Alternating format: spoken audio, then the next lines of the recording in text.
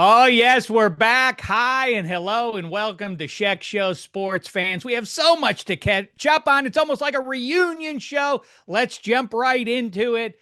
What's been going on? I mean, Kevin Hench is very upset, as I'm sure you've realized by now, that Rafael Devers, I'm sorry, he is one of the few Red Sox fans who is not upset that Rafael Devers is no longer on the Boston Red Sox. Eddie Spaghetti is now betrothed. When last we talked to him, he was a single fella. Now he's a married man, Mr. Eddie Spaghetti. That has a nice ring to it. I have a lot to talk about as well. Penguins and all the rest of the NHL did their draft. That's in the rearview mirror now because we are inside of 8 weeks until the kickoff of the NFL season. So much to kibitz about. Let's say hello to Eddie Spaghetti. They're behind the glass in his usual spot, but al fresco today. We'll get into his marriage, and there he is, seated high atop show business. It's Kevin Hench. How are you? How's summer going? What's the poop? Get into it. I have I'm a having a, I'm thing having that a to me great has jumped summer. to the top of the pile for me. There is a new one. I sat in with our mutual pal Matt Money Smith on his radio show earlier this week, and he floated something to me that has shaken me to my core. But we'll get into that after we catch up with you a bit here. Oh, I'm excited. Well, it's funny. I'm having a great summer. I was a voice crying in the wilderness as soon as I heard that Rafael Devers had been traded. I didn't know any of the details. I didn't know what we got. I didn't know how much of the contract. I didn't know who the team was. And I just got a text saying, I think we just traded Devers. And I was fucking delighted because I'd much rather have Wander Franco in the clubhouse. Like, you can't fucking not play first base. You can't tell your teammates, I'm not going to do the easiest thing on a baseball diamond. And people are like, well, how's he supposed to learn how to play first base during the season? Have you ever had Spaghetti just had a wedding. I don't know if he played softball on that Sunday morning softball game. Like, learn to play first base. The fucking bridesmaid can play first base. Like, you stand 4 feet from the base and then you jog over and catch a chest high throw. Like, learn to play first base. What are you talking about, you selfish prick? So I was like, fuck that guy. I don't fucking care if we had to eat half the contract and got a bag of balls in return. I want that guy out of the fucking clubhouse because I guarantee you, first of all, when you are going to work every day and you want to play and you want to play 9 innings and you'll play anywhere. I'll strap on the gear, coach. I'll be a catcher. I want to be in the big leagues. And then a guy making 30 times what you make, a guy with a $313 million contract is only going to work 12 minutes a night. Here's my job. I'm going to have 4 at-bats, and I'm just going to sit around and not know what the score is or how many outs there are because I don't give a shit about any of the other parts of the game. When that guy leaves the clubhouse, everyone's going to get better, And so it took a minute for them to kind of find the perfect platoons. Now they have these lefty killers in the lineup against lefties, and obviously getting Bregman back, but like, they're definitely a better team than they were when the cancer was in the clubhouse. That's obvious on the field. And when I heard the Giants were eating all the money on that contract and sent back Kyle Harrison and Jordan Hicks and a couple of low minors guys, I was like, wait a second. Did they not know we were completely over a barrel, that we were desperately trying to unload this malcontent? And so I couldn't have been more ecstatic about the terms of the deal. I couldn't believe they ate the whole contract. And then everyone was crushing me like, you don't know how baseball works. This guy kills the Yankees. And he's like, his average WAR for the last 4 seasons is 3.7, which is solid. That's not an average player. That's a very solid WAR. But to the money ball of it all, that's not like, you can cobble together a 2.5 WAR with your platoon that's going to replace him. And now you're talking about 1.2 wins for $254 million left on the contract. Like, it was insane. So I felt like I was being gaslit by the New York Times, by ESPN, by my friends. Everyone was like, you don't know how baseball works. I'm like, I promise you, this is fucking great for the Red Sox. Well, I have to interrupt cut. you because, okay, you went on the Sports Guys podcast and did a half an hour on this subject. So I encourage people to check that out as well. Correct me if I'm a little devil's Dameshek for you. Well, first of all, I have to say that if you change a couple of the proper nouns and sports specific references to positional play and otherwise, these are my concerns about Aaron Rodgers. It's not the skill level. It is the cancer effect. It is you're bringing a vampire, a soul sucker in there. And that if we assume that the other people in the clubhouse / locker room are in fact human beings, doesn't that have to take a toll on at least some percentage of them? Devil's Dameshek, or I don't know if this is part of your thinking, the reason that you're unhappy, the reason you're happy, but your pals who are also Red Sox diehards are not happy is you're playing the realist. You're leaning into the way the 2025 Boston Red Sox are operating at an ownership and a spend level, and they don't throw around $250 million as casually as they might have a few years ago, right? I mean, we already learned that from Mookie Betts. That was the cardinal sin. After that, everything else is sort of explained by that. They're not the Dodgers. They don't have a limitless budget. So, and this is true for Jeff Passan's piece for ESPN and Tyler Kepner's piece for New York Times and for the Boston text thread I'm on, all these guys. Everybody telling me why this trade of this short, fat, malcontent defensive butcher was a terrible trade. In the first line of their article or their text is saying Mookie Betts. What the fuck does Mookie Betts have to do with this trade? Like, what? I don't like. They're like, but Mookie Betts. Yeah, I wish we had Mookie Betts. He's agreed to play shortstop. Like Mookie Betts will play anywhere for the team. We traded a guy who first of all, didn't know he was the worst third baseman in the American League. It's funny. I think about your Aaron Rodgers analogy, and it's like Aaron Rodgers doesn't know he's the third best quarterback in his division.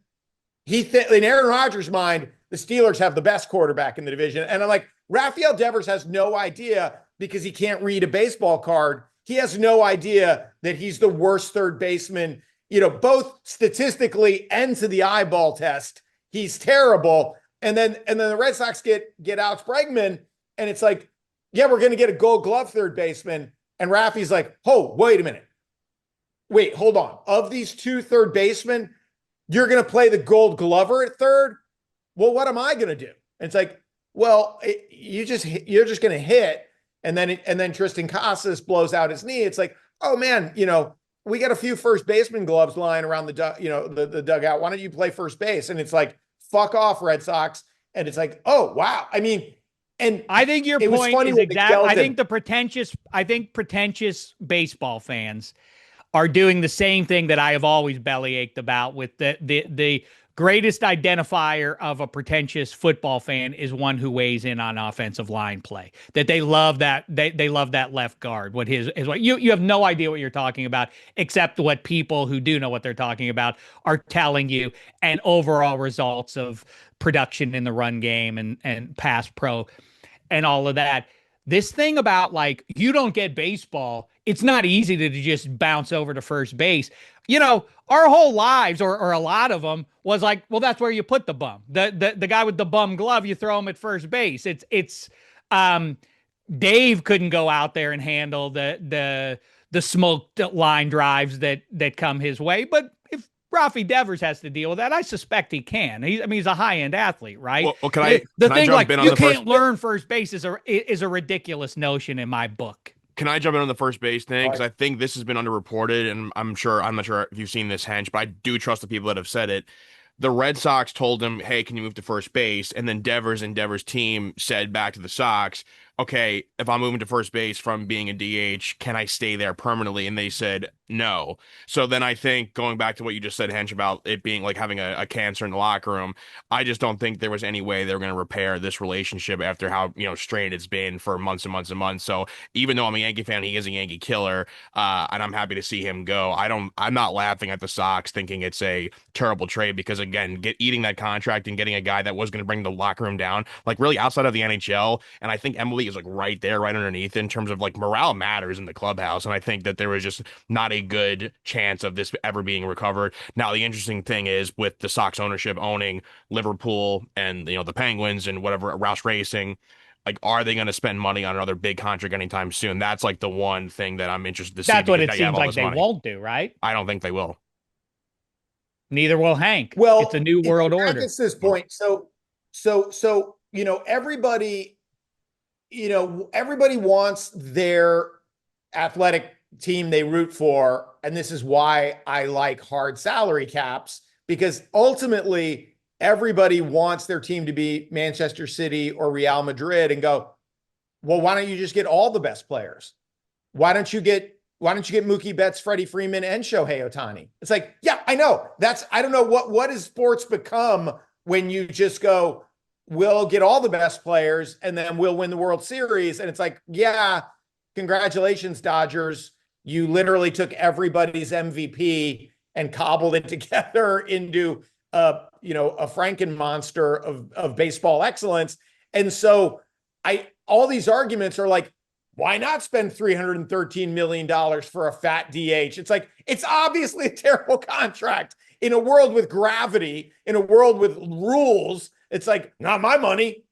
Okay, well then let's have $1 billion payroll. I don't know, like where does it end? Like there's it doesn't like end. And I'll tell you this, the Aaron Judge contract's a good contract. Like even at that price, like look what the guy does. And then you look at Devers and you're like, okay, he's a perfectly excellent hitter. That's a bad contract by any measure. And Buster Posey, by the way, Rafi Devers is already learning why there hasn't been a 30 home run hitter since Bonds in that park. Like I've seen a couple balls in the fucking 7th inning at night in San Francisco where you're like, yeah, you know where that's gone? Fenway. That's where that's gone. Enjoy that fucking heavy air trying to get the ball out of San Fran. So then the other thing, now we've had a few weeks to look at the trade, and Romy Gonzalez and Rob Refschneider are these lefty killers that the Red Sox have been playing against lefties, and Romy Gonzalez's slugging percentage is .586. Rob Refschneider's slugging percentage is .486, and Rafael Devers' slugging percentage is .476. So it's like, which one of these guys should have a $254 million contract? Those guys are free, and Rafael Devers is off in San Fran, not playing first base for the Giants. So and by the way, obviously the yelling at me, the vitriol toward me has died down quite a bit now that the Red Sox, in the last 10 games, the Red Sox have scored 86 runs. This number 2 in the major leagues during that 10-game stretch, the Astros with 57 runs. So this idea, like, how are we going to score runs? I mean, we all read Moneyball, and it's like, you can kind of replace Giambi. It's going to take a couple of guys, and it's going to be a platoon, but your wins above replacement is not going to fall off a shelf. And I said, when the trade was made, the guys we put in, and I don't really, now I'm thinking Massa doesn't really have a place on the team, but the guys the Red Sox play at DH this year, their WAR will be within 1.3 games of Rafi's WAR. Now it looks like it's going to be possibly higher than Rafi's WAR, but no one's texting me now like we blew it. That has gone away in 3 weeks.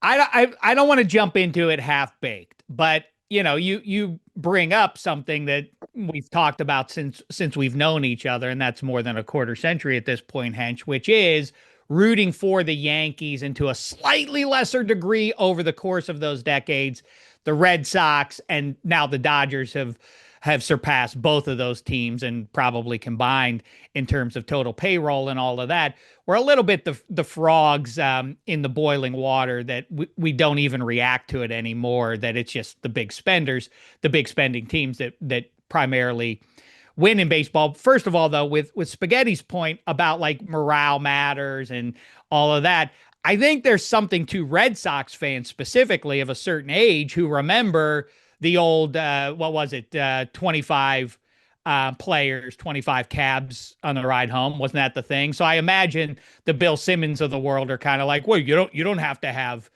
chemistry in the locker room. Who cares if they like each other? I bet you that's part of the thinking here. Who cares if they get along? They are just fantasy players rather than three-dimensional human beings, right? And then the other thing is, I like hard salary caps in theory as you lay it out there in the hypothetical. I don't love the idea, though, that the hard salary cap produces an effect that the NBA is trying for, that I think is a big mistake. This idea of parity is not a good idea for any sport other than the NFL. The NFL is a monster. You should not try and mimic them if the intent is we'll have the same success that the NFL has. There's something inherent about football and our society's reaction to it that outstrips our reaction to baseball or basketball or otherwise. I think the Dodgers being big spenders is gross and all of that, and we should be more angry, though, at the Pirates for their lack of spending. I hear you reacting, Hench, to the small sample size, 80 runs in 10 games. I caution you against that, having just come off of the Pittsburgh Pirates pulling off history, which was to shut out the opposing team over a 3-game series and then immediately get swept without scoring a single run on the road in their first series against Seattle. So they shut out for 3 straight games their foe in Pittsburgh, then go out to Seattle, and then the same thing happens to them. So be careful with the small sample size and reacting too much to that. Well, but the thing about the Dodgers is the Yankees I think you can rightly say, here's the thing that makes the big spending compelling to me as a small market fan, is the Yankees, as much as I didn't like them and whatever, they did stand in the late 90s as maybe the best baseball team in the history of people. And now the Dodgers are shooting, it feels to me, like to exceed that. But the problem with that is, as I say, I go into Los Angeles radio to start the week, and Dodgers fans are very upset about the state of the Dodgers. And you say, like, yeah, I get it. I mean, that was embarrassing what happened against the Astros last weekend. And then you look at the standings. They're the best team in baseball. They have 3 starting pitchers who have yet to do any measurable amount of time on the hump, but they will in the second half of this season. And ergo, the Dodgers should win the World Series, but I wouldn't want to be a fan of that. I like it from a distance, but I just wouldn't want to root for the Dodgers or for the Yankees or for a big spending team, because then you lose a 3-game series and the sky is falling. That's a terrible way to live. You have to basically go undefeated in the regular season and postseason for it to all be worthwhile. I wouldn't want to be in that spot. This Dodger slump of being outscored 41-8 over their 5-game losing streak is pretty fun, obviously pretty delightful. The difference between this Dodger juggernaut and the Yankee teams that you just cited, as we've talked about on this podcast, is, Posada, Jeter, Mariano Rivera. It was largely a homegrown team. And you can't go like, well, they went out and bought all the best players. Like, the Dodgers are the perfect example of a team who's like, let's just go get all the best guys and see what happens. And I would say, so you can have no cap, and then you can have a hard cap. And what baseball has done by creating a cap that you're allowed to exceed, but the penalty for exceeding it is going to be prohibitive unless you corner the Japanese market. So it's like, this is worse in a way than no cap, because what they've done is they've created a cap where it's like, obviously the Pirates aren't going to come near the cap, but then even teams that will go all the way up to the cap like the Yankees and the Dombrowski Red Sox, well, they're not going to go, $100 million over the cap because the penalty's too big. The Dodgers are like, money has no meaning. We sell so many jerseys, Right. In Osaka that it doesn't matter. Now you've actually created a gap between the Dodgers and the Mets and the Yankees. Like, well done, Major League Baseball. You've created a system where if you have a city where everybody wants to live and you've cornered the Asian market, like you've rigged the system. And so it's like, obviously people in LA have such a sense of entitlement anyway, like that the Lakers are supposed to be good and the Dodgers are supposed to be good. And it's like this, we get Shaquille O'Neal and we get Luka Doncic and we get Shohei Ohtani and we get Mookie Betts and we get Freddie Freeman. And it's kind of like, it's gross. It's like, why don't you like draft and develop a guy? And it's like, oh, that's too hard. That's too hard. We'll just wait till someone's already won MVP. I mean, Freddie Freeman, Mookie Betts, and Shohei Ohtani all won MVP for their team, and they went. But I will say, the reason it's ugly for you is because it's the mirror opposite of what our society is now. Like we try to provide benefits to the weakest among us here. We don't. Oh wait, no. Oh no, actually, I guess society now mirrors Major League Baseball to a large degree. I like it as a witness, though. But I always go that we were joking about it right when he came up. The jokes are like, man, Paul Skeens is going to look good in pinstripes, like literally on his major league debut. And now it's literally, there we are, all the stories, all the headlines. Do you get something for him now? When do you? It's so fucking depressing. Like, what is the point of having a Major League Baseball team in Pittsburgh? Like, I don't know. Just have relegation and have them be like a minor league relegation team. Would be great. I think it's grim to think about it in these terms, unless something big changes, like Mark Cuban buys the Pirates or a billionaire who's really going to throw his loot around to change things, and that's plausible, I guess. But in their current state, at least, here's the grimmest thought of all. There will never be Dave Parker. And by the way, we lost the Cobra since last we've spoken here. Devastating. My all-time favorite big league ball player, a tick above Jim Rice, who, because the old man was a Red Sox fan and took me to Fenway when I was a kid, I took to the Red Sox. That faded away in adulthood. But the Cobra might be, and all. By the way, there's a lot of red stuff around Dave Parker because he's a Cincy native. When you see his Hall of Fame stuff, it's a lot of reds alongside buckos. We're like, what the hell are we doing, everybody? He's a Pittsburgh Pirate through and through. Forgive me for claiming him, but that's the fact.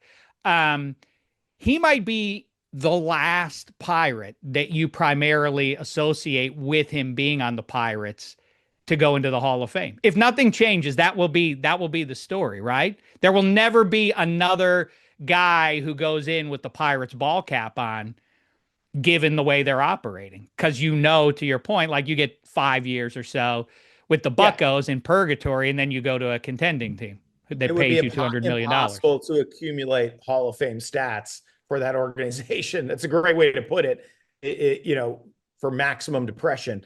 I will say this about the Cobra. So Dwight Evans is so insanely overqualified for the Hall of Fame, and nobody seems to understand this. Nobody, by the way, fucking knowledgeable Red Sox fans think Jim Rice was such a better player than Dwight Evans.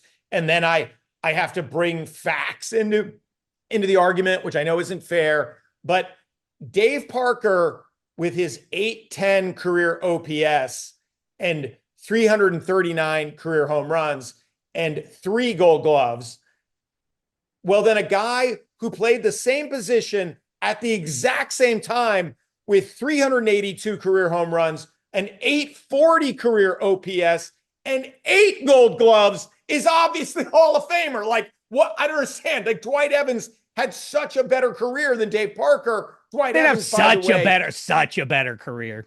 All right. what? Let's not get silly. Need I say those numbers again? Dwight Evans had a It better didn't sound career like such than a Jim better Rice. career, but okay. Dwight Evans had a better career than Jim Rice. It's like people don't understand that because you make the cover of Sports Illustrated, you win an MVP, Right. And it's like Dwight Evans over the long haul. Like, I mean, first of all, Jim Rice was a liability for most of his career when he played left field. Dwight Evans, a double play machine too, is rolling up Gold Gloves in right field, the biggest right field in baseball, and then a completely underrated hitter with a huge on base percentage, who played for a long time, and nobody knows. Like, I mean, Simmons threw Steve Garvey at me, and I lost my mind. I was like, Steve Garvey has a career 775 OPS. You know who else has a career 775 OPS? Trey Mancini. Is he a Hall of Famer? Like, it's like Steve Garvey, again, famous guy, famously handsome, kind of loomed over our childhood playing in those World Series. But like, look at this baseball card. This is not a Hall of Famer. The numbers don't bear out him being a Hall of Famer, but I'll make the case. When Steve Garvey won MVP, iconography is important. When Steve Garvey won MVP, fourth highest WAR, not in the league, on his team. This is how fucking stupid baseball writers were. I mean, for 100 years, they didn't know what they were watching. I get it, but I listen, Steve Garvey should be in the Hall of Fame, and that's that. And I have no science to support that. Except that I grew up and Steve Garvey was one of those guys. And maybe in the modern day, are you claiming that basically the numbers thing, I vibe to the visuals of sports. That's what lured me in. You find the numbers semi-appealing, and a lot of people do with the analytics, hot take or otherwise. Way too much talk about contracts and the numbers, and I just like all that stuff. It makes my head go a little bit fuzzy with some of that stuff. And just take a step back. Are you suggesting that Steve Garvey, as the sort of the man, despite the OPS, he was the man on those Dodgers teams in the 70s, right? And they were great. Are you then making the case that if that were happening in the the first half of the 2020s, that he wouldn't be the same luminous star? Because there's maybe a case to be made for that OPS would undo the legend of Steve Garvey. For sure. I mean, this so? is like, you're basically arguing that it was better, and maybe emotionally you're right, but that when we were superstitious natives sitting in a cave watching shadows being projected on the cave wall and didn't know what the fuck we were watching, that was better than stepping out of Plato's cave and seeing reality, which is the reality is you have a guy playing a corner infield position with not very much power, and he's not helping your team nearly as much as you think he is. Yeah, Pete Rose did the same thing, right? I mean, Pete Rose is kind of overrated too, obviously, mostly a byproduct of longevity and a couple of spectacular highlights from the era. But yeah, Pete Rose as a first baseman, it wasn't going high in anybody's roto draft. Boy, oh boy, that's interesting. I think you're at best half right that OPS would undo Steve Garvey. These things. Spaghetti, what is Garvey? What is that? But why are you stiff arming? Again, what are his career home runs? It's shocking. Chavez Ravine, the sun coming down on you, the Dodgers, the NL's powerhouse trying to take down the Yanks on the other side. The main man at first base was handsome Steve Garvey. That matters. You want to wash that away? Are you also one of these people who thinks Broadway Joe shouldn't be in the Hall of Fame? He's handsome. That matters. It matters. Stardom matters. It's the Hall of Fame after all. You can try and ignore that fame isn't an element of it, but of course it is. I love Celebrity. I love the baseball reference. By the way, Hench, to answer, he batted 294 with 272 career home runs, so under the 300 mark. And I love that yeah, baseball reference and all the reference sports reference pages has like the similar batters stuff.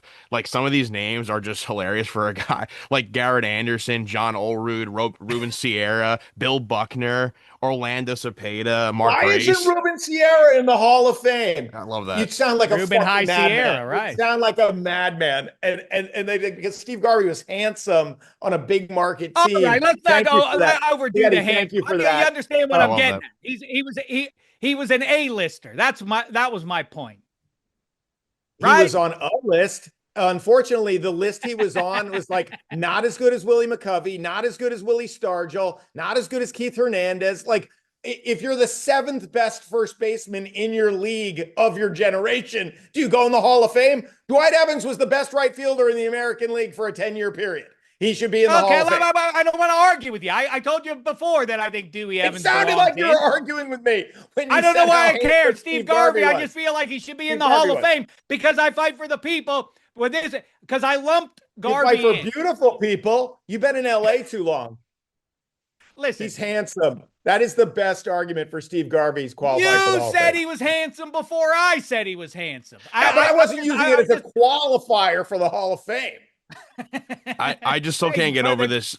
He played from ages 23 to 38, and all but 4 of those seasons, the player who was most similar to him, again, per baseball reference, was Garrett Anderson. And those he was similar to Don Mattingly when he was 34, Coco Crisp when he was 25, Todd Hollingsworth when he was 24, and Willie Jones when he was 23. I mean, I guess Garrett Anderson's a Hall of Famer. But by the way, just to move on from this conversation, how much are you willing to argue against anyone being in the Hall of Fame with Hal Baines in there? I mean, come on, Ted Simmons, what are we doing?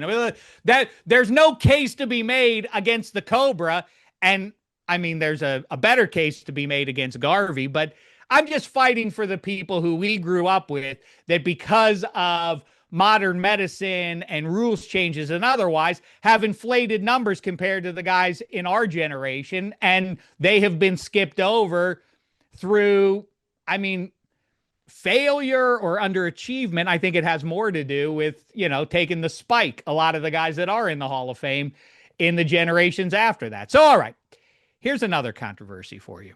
Moving on from the former American national pastime to a candidate for the current one. And I'm talking, of course, about the July 4th wiener eating contest. And it was brought to my attention, not leveling any proper accusations against Joey Chestnut, but everybody holds him up like a national hero, much as they do or did Lance Armstrong. Lance Armstrong got caught, as we know, he ended up, he was cheating. And we've had point shaving scandals. We've had referees in the NBA getting discovered. There have been any number of, Malik Beasley, just like a week ago, the NBA. Yeah, right. Yeah. Luis Ortiz of the Tribe also, or no, not the Tribe. I'm sorry.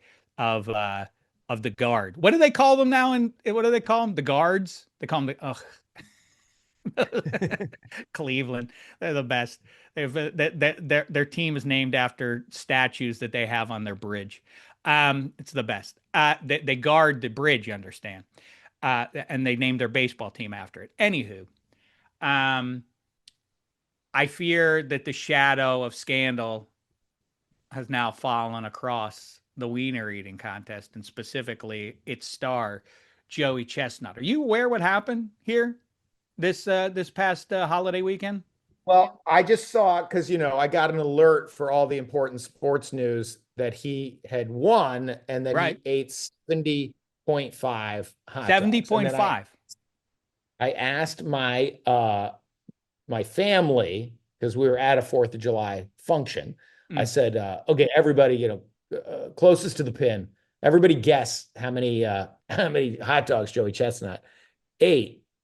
And then Gigi said 85. Heather said 50. And then my mom showing her age, said 10. She thought 10 sounded like an insane amount of hot dogs. So like, oh, you don't follow this. You don't know what's going on, Grandma. This You're out of grotesquerie. touch. It's so grotesque. So what's the controversy? 70 and a half. You know what the exact number of wieners the books had Joey Chestnut, or at least close to the start of that? You know what number was floated? 70 and a half. 70 and a half. And if you go back and watch it, he slows down. Now, listen, of course, he's a human being, a gross one, but a human still. And he slows down discernibly. Okay, of course, he's getting full. He's getting nauseated, almost as nauseated as I am watching him dip those wieners and the juices fall out of his head. Ugh. Who wants to sit and watch that? I did it though because I'm an investigative journalist. Okay, so he got full and so he slowed down, except for the fact that there are a number of instances in his competitive history when he realizes, ooh, I got to make up some ground here, where he turns on the jets down the stretch and lights it up. So he has proven in his own past that the like I'm getting full thing is not a factor for him. 70 and a half is the number. Look at his numbers in the preceding years. He took last year off, but he still did his own kind of a deal there. There is no evidence that he should be that low at this point. He has exceeded that by a half dozen wieners annually, up until all of a sudden he falls all the way back to 70 and a half. Now, Matt Money Smith has hypothesized that he was trying to put himself under. That's where the juice was, by the way. Look at it. Everybody assumed, everybody wants to bet, of course, always bet the over. Everybody was betting the over. 70 and a half, that feels a little low.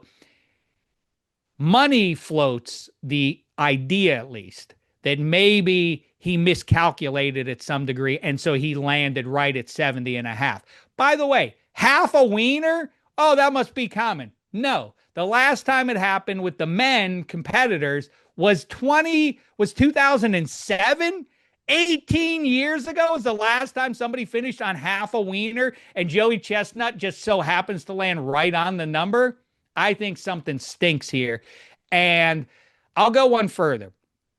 If you don't make a basket or a free throw, it's point shaving. If Joey Chestnut took a wiener or two off, that's point circumcision. Right? Is that a new category of running afoul of your sport?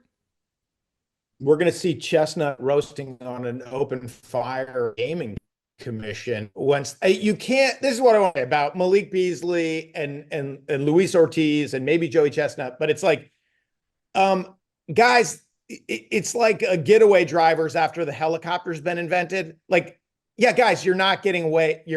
The helicopter's over you. You're gonna get out of your car and get tackled by an LAPD officer. The helicopter's been invented. So all these guys where it's like, oh, all you have to do is bounce the first pitch of the fifth inning. That's all you have to do. And we'll give you $100,000 for that or whatever, but it's like, right. The way the AI works is the flag is going to go up on like, why is there this huge bet on Luis Ortiz to throw a ball? We'll go watch the throws from Ortiz of a meaningless fucking game. Like, you're never going to get away with it. It's not possible anymore because, people are going to be going, what was the over under on the hot dogs? Like, there are too many eyeballs on gambling now. And so you could make a little money cheating, on like basketball over unders. Like, obviously a player can definitely go under and you can bounce a slider at the first pitch of the inning, but you can never make a lot of money because that's going to get flagged. And they never have the discipline to go, let's just make a little money every 5 days. We'll make a little money that's not going to get flagged. It'll actually start to look like a normal bet because this bet's very normal, but they go, let's go for the score. You know what it's like? It's like the Dateline murderer who killed his wife who has to start fucking the mistress immediately. Like, it's like, no pussy for you for a year and you might get away with this murder. It's like, no, the fucking gamblers who get the porter guy on the hook, they're like, you got to go under and we're going to make a big fucking score. And it's like, okay, now you're all going down. Now you're all going to get rolled up and you're going to go down. And it is wild. Speaking of like depressing things like analytics, I do find the overwhelming gambling analysis of basically now sports exists for this other purpose, which is gambling.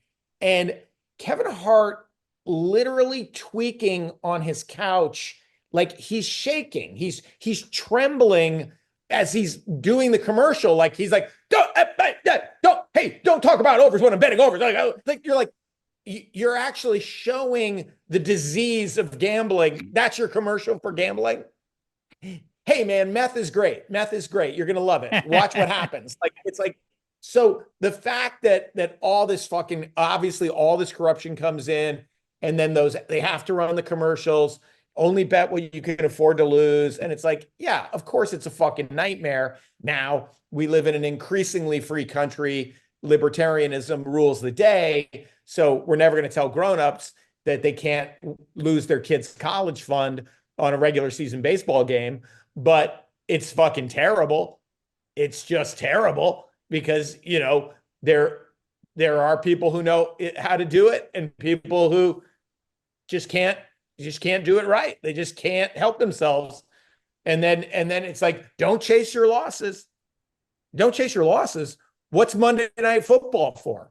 Well, if AI can learn from, if AI is absorbing our past behaviors and learning from them to some degree, it's wild that, I mean, you wonder if Shohei Ohtani's old translator is a model of like, oh, he showed us some things not to do here. Here's how we'll be better rogues than he was. Yeah, I mean, like, do we have to check Chestnut's accounts? Do we have to see who his friends are to see what went down here? How much loot he pulled off here? What would make it worth it to Chestnut? A lot of questions emerging from the Weeder Eating Contest 2025. All right, let's then now talk about, we've gone on quite a bit here. So let's hear a little bit. As I say, Hench has been, you know, celebrating, I guess, for the last couple weeks about his Deverless Bo Sox. I just got back from a week away. Mo Dameshek, she gets the goat of the week. She took all the grandkids out to this marvelous place, a beach house. We frolicked in the sea and the pool and then the sea some more. I took my bath in the Atlantic, my first this millennium in the Atlantic. People have asked.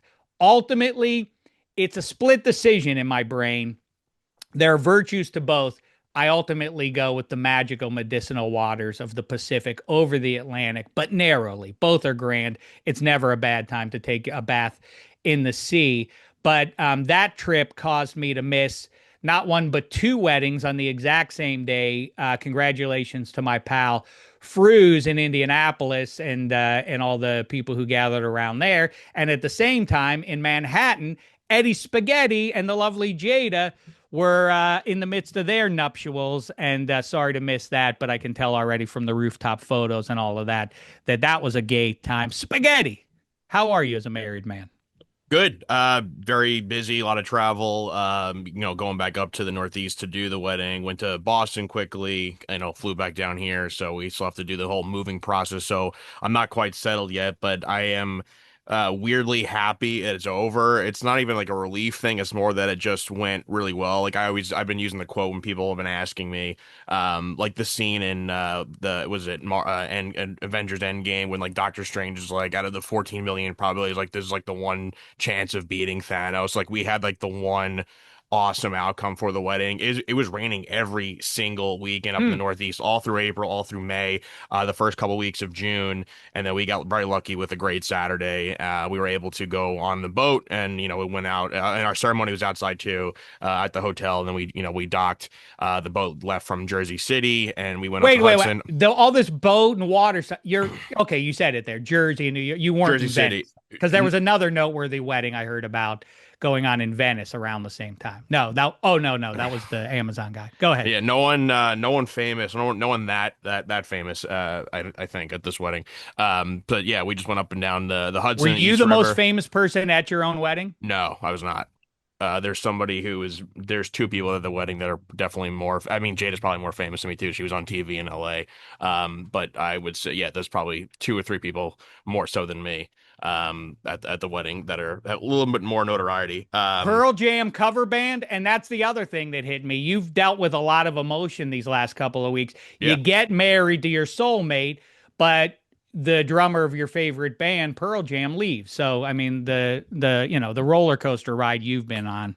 I don't know. I know. I had a great musical experience. I went to MSG the Saturday after my wedding with my brother and my best friend, and we saw a nearly 5 hour concert from this band Goose at MSG. The first time playing there was, I mean, one of my all-time favorite shows. And then, a couple weeks later, Matt Cameron, who is 62 years old, who would be 63, even if if the band toured next year, I get it. The guy went through the death of his best friend, Chris Cornell, and, his daughter just graduated college.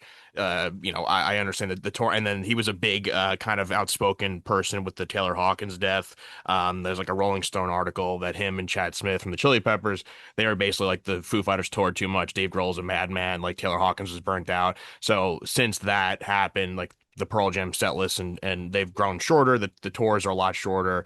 I kind of saw the writing on the wall. I'm not shocked by this entirely, and I just hope for the sake of the band they just go back and bring one of the original drummers like Dave Cruzen, who drummed on 10, or someone like Jack Irons, who drummed on No Code and Yield. That would feel better than going like outside the band. I would not. The like Who that. fired their guy. Maybe they could just pick him up. Ringo Starr's son, who that has been a rumor as well, because I believe Eddie Vedder was Zach Starkey's best man at his wedding. Hey, quick question for both of you here. Actually, it occurs to me because it came up to me last week around the 4th. Hench, I start with you. It's an interesting thing that America is the leader in most regards in almost any pop culture category at this side of soccer and rock and roll. Isn't it weird that if you were to make a list, not your personal interest, but if you were just trying to assess not album sales, but just all of it. We're putting all greatest bands. The greatest bands in rock history would surely be some combination of the Beatles, Rolling Stones, and Led Zeppelin, right? That would be probably the top three before you even get to one American band. Hench, I start with you. Best American band ever.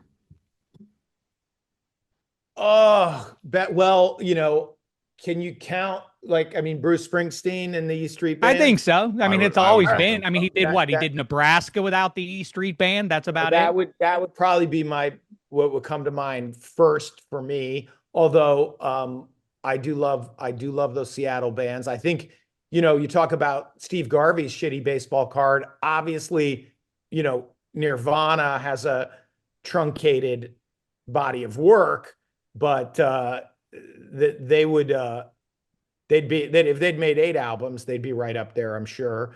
But I want to be real quick. I go back to Spaghetti's. No. Oh, I'm not trying to move on from his span. Okay, That just is in my head. I have a short attention span. Louis C.K. used to do a bit about getting a kid a puppy. And it's like, okay, you're getting a kid a dog that's going to die while that kid is fairly young. Here's what you're getting. You're getting them a dead dog, essentially. Like, that dog's definitely going to die while you're still tender. Here's how you're going to learn about death. This beautiful puppy's going to die. And so, now Spaghetti's married. Obviously there's no turning back. They're no good choices. They do have a device to undo it, but yes.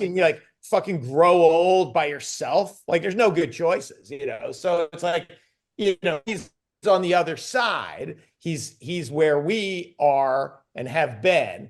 And I always think of the money ball of it. Someone should write a book called Marriage Ball, right? Where it's on base percentage. So, I was very, because I'm so analytical and so into the stats, I got married. I was like, there's a fucking coin flip. This could definitely go south. There's no guarantee. I'm not delusional. No.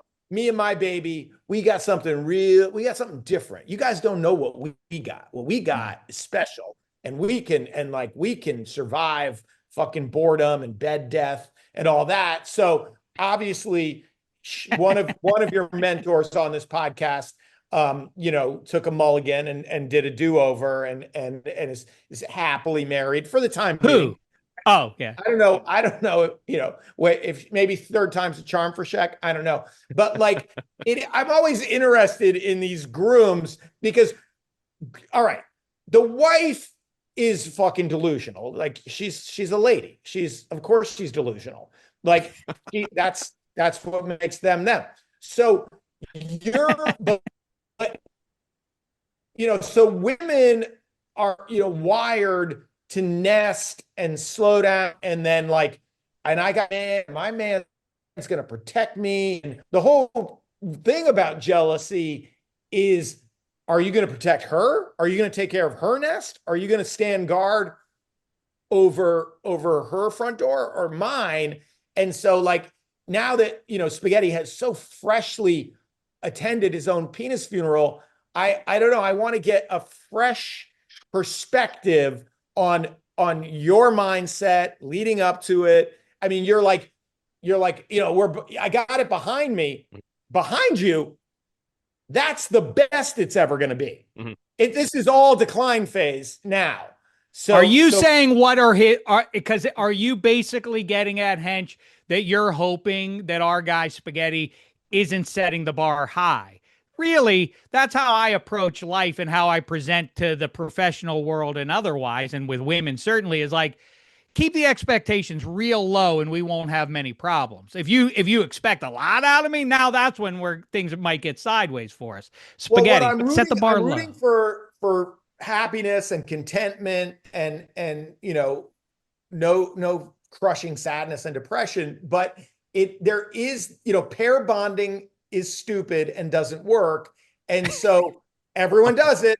Hey, so it's like half the people just can't pull it off. Why didn't you tell him all this before he got hit? I think I have in a number of different ways. Taking it off. Anyway, so then it's like, by the way, none of the studies go like half the people get divorced. And then, and the other half are super happy. No. 80% of those are fucking miserable. So I'm obviously rooting for Spaghetti to be in the That's a great point of happily married people. But I want to hear as he walked the plank, what was going through his mind. And obviously Jada doesn't listen to this podcast, certainly not at this hour. He doesn't make it this far. So you can be candid. What were you thinking? I mean, in general, I just think dating now is so horrific and weird with the apps and people are afraid to meet in person. To me, I'm almost relieved that I've been with her for since 2013. So it's a very long time coming. So I mean, I'm as comfortable as could be, and I hope that she is too. So I don't really miss. I'm not regretting I could be I don't care. I'm happy that I could do what I want. She's used to my weirdness and what have you. So I'm not even against, I don't care about that whole life. And then as for the life or the wedding, we just wanted a party, I guess, because we've been to so many weddings, flying cross country to other people's weddings, that we knew it was just gonna be a fun party. We kind of changed the style. It wasn't the typical, here's your name card with the seat and you have to have the meal at this time. It was a 5-hour cocktail party, and I knew that my friends and my brother and a few cousins of mine would really bring the energy, and they did. And our the DJ was great, and we just had I saw you brought time. A change of clothing, as a matter of fact. Oh yeah, it was hot. I mean, I was that tuxedo weighed double after I was just sweating through the entire thing. And it was, because I said it was a good weather day. It was very hot out. So I was just drenched. And she was, Jada was she told me don't change the outfit until we cut the cake.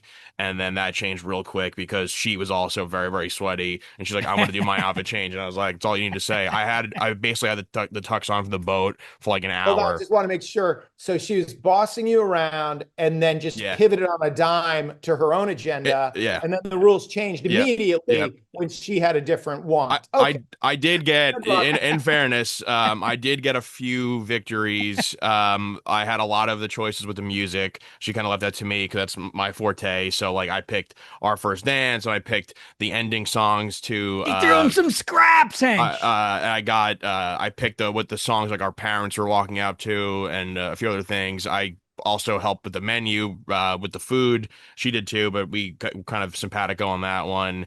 I did lose the vows. I had to read my own vows, which I'm not thrilled about because I think that stuff should Oh, be you have to private. redo them here. That should be private. There's Pretend absolutely Hench no is way. Jada and I just still tell have him your mine, and we're vows. great. And I never had more compliments in my life. The only time her dad has ever complimented me was me writing the vows because I think I am a pretty good writer. But I like to keep that stuff private. I don't get why people have to broadcast their emotions. It's very odd to me.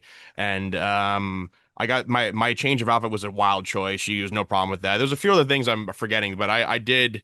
I picked the honeymoon essentially. I picked our mini moon to Boston. Like I'm not displeased with any decisions. I'm fine. Or maybe I'm just too maybe my bar is very low. I'm not really like a egomaniac who needs a lot of things. I mean, he only posted a little tiny snippet of his vows online. He said, baby, I know this seems nuts, but Christ, I don't want to go out on the apps. The apps seem brutal. It's so brutal. I would go, obviously, I'd be happy to be out there if it was easier, but it just seems brutal right now. So why don't we get married? That's definitely not what I'm saying, but it did sound like that. I should have said that first. By the way, I always say this is the if weirdest thing. Hench, as two old guys, and Spaghetti's not the only guy I've heard say this, but people his age and younger belly aching about available vagine on your cell phone. Like you swipe for it and then you get to hang out. Like, where was this when we were? And it's one thing for it to exist. It's another thing to complain about it. Well, I mean, from Spaghetti, people you know might. what, Spaghetti, you want to know what innovation our generation, Shek and I, our innovation was AIDS. That was our big innovation when we were dating. Well, from what I've heard from people who are near my age, they're like single. It's kind of swung back in the direction with the apps. Like when they first came out, it was a thing where it was like fun. Everyone wanted to hop on and use it, and it was like exciting. But now it's kind of like it seems this is like terrible for me. It seems like the women have all of the power in it, and like people are looking for different things, and it's just not this organic, easy flowing thing. I'd rather meet somebody out like I met Jada like naturally, so I'd rather meet someone naturally. Because women have all the vaginas. That yeah, too. so that's how that works. Yeah, not like in your marriage where power will be split 50-50, undoubtedly. Here's Look, how I you mean, assert your power, we moved Spaghetti. to where I wanted to move. Like, I mean, I there's really nothing that I'm like regretting. I'm pretty again. Okay. I'm She's pretty playing low the key. long game. She's playing the long game. I mean, I literally moved our honeymoon original plan just so I can go to that Goose concert. Like, I mean, I have to give her some props. It's fine. It's all right. Now, well, you've been together. I didn't realize you guys have been together that long. Yeah. Shek, has Spaghetti already been with Jada longer than you were with the baby mama of your first batch of kids? Yeah, by a lot, I think. Wow. By probably 3 to 5 years, I'm guessing. It's what comes next that interests me, Spaghetti. Don't take this the wrong way. But I think you have the potential, if you really want to devote yourself to it, that you could be one of those. I don't think I could, no matter how much effort I put into it, I don't think I could weigh 375, 400. I think you have that potential if you really want to do it. Not anymore. Unfortunately, I've lost a couple LBs before the. No, I know. I'm saying, but that's in a way its own power move is to just blow up and be like, deal with this. You're in for better or worse, baby. I'm trending in the better direction, so I'm getting in better shape thanks to my doctors figuring out that I was a low testosterone candidate. So that's being corrected, and things are a lot better. So it's embarrassing to say as a man that they're like, you have extremely low T, through and I was his like, wedding suit, and he's got low T. Sorry, ladies. Jada has to literally inject my ass once a week with fake testosterone. I'm not even joking. Yeah, but it's not like this was like purely medical. This was not like some like guy at the gym I found or anything. I didn't realize that because I can FedEx you some testosterone because I actually have to bleed off testosterone. I've got so much testosterone. That's why I keep throwing chairs at the television during meaningless baseball games. That's why my daughters are like, Dad, don't pull over and fight this guy. All right, listen, I want to talk way more about this wedding, but we've talked a great deal already. I would like to say these things. Hench and Spaghetti at the top of the list for hanging with this show as long as they have. We will continue to deliver it to you as long as Hench and Spaghetti are down to do it. I have personal good professional news. I'm going to be doing for Meadowlark for Dan Lebitard and company. Been doing some stuff for them over the last few months. I'm going to be doing for the next 12 months, starting in August. I'll be doing a football show, an NFL show for them once a week until the season gets going, then twice weekly in season. Over the moon to be doing that. But I really do think, I used to always say the, because I always think when it's gift giving time, Christmas, birthdays, people always say, oh, it's the thought that counts. And I always say, I don't think that's really true, because I have a lot of great thoughts of great gifts, and then it's hard to make them happen, and then they fall through. But if it's the thought that counts, well, then I'm in great shape, because I have a lot of great thoughts of good gifts.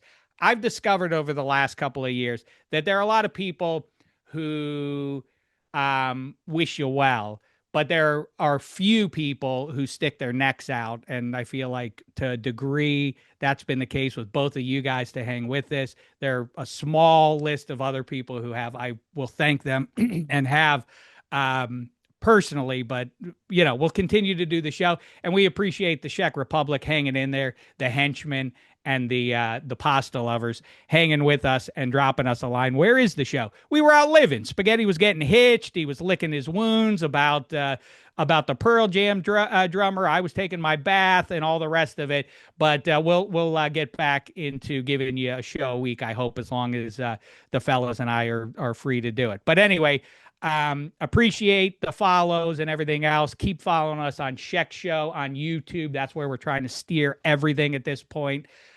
So please follow along there. Keep dropping us a line. We appreciate all that. And if there's nothing else to say, for Kevin Hench and Eddie Spaghetti, thanks so much, sports fans. It's been a thin slice of heaven.